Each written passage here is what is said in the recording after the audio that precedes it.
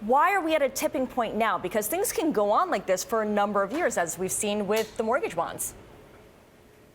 Well, when I look at the recent cohort of subprime loans, you see a number of red flags, and you also see that analysts aren't picking up on how to look at these loans. Again, they're looking at the flaw of averages instead of looking at the individual loans and what's going on, and the debt burden of subprime borrowers who have had notoriously high default rates in the past, and they're pushed beyond their limits right now with many of the new lending practices.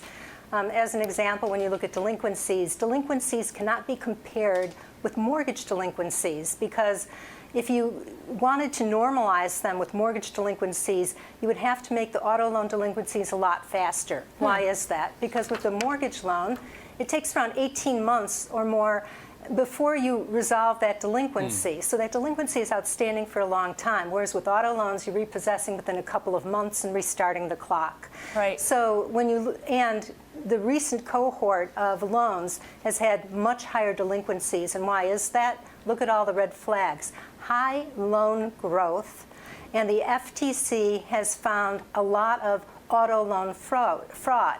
Okay. So people who sometimes are overextending themselves in the first place by buying a car that's 2.5 times of their annual after-tax income. Yeah. So how big of a deal is this? I mean, you make an argument that there's problems with lending practices, people are getting overstretched, delinquencies are on the rise. But when you think about subprime, you think about this aspect of the financial system that was fundamental to the U.S. economy. I'm talking about subprime housing. How big of a deal is subprime auto lending? Well, you know, that's a good question. It's Joe, right? Yeah.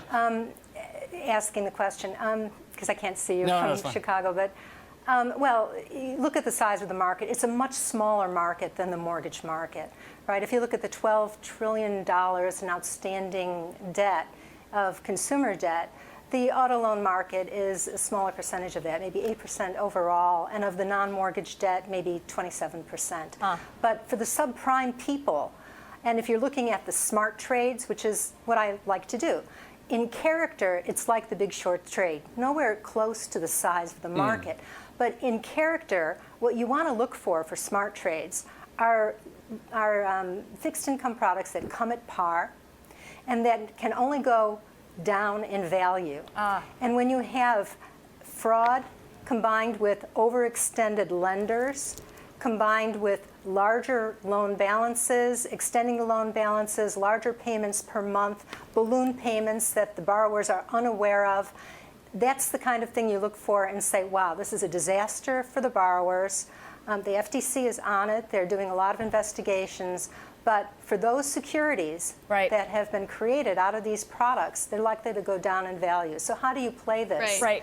Well, there are a number of ways you can do that. One is to look for people who will sell you puts on the underlying bonds, short them if you can, look at the equity and debt of these fly-by-night financiers, and short those guys. Right.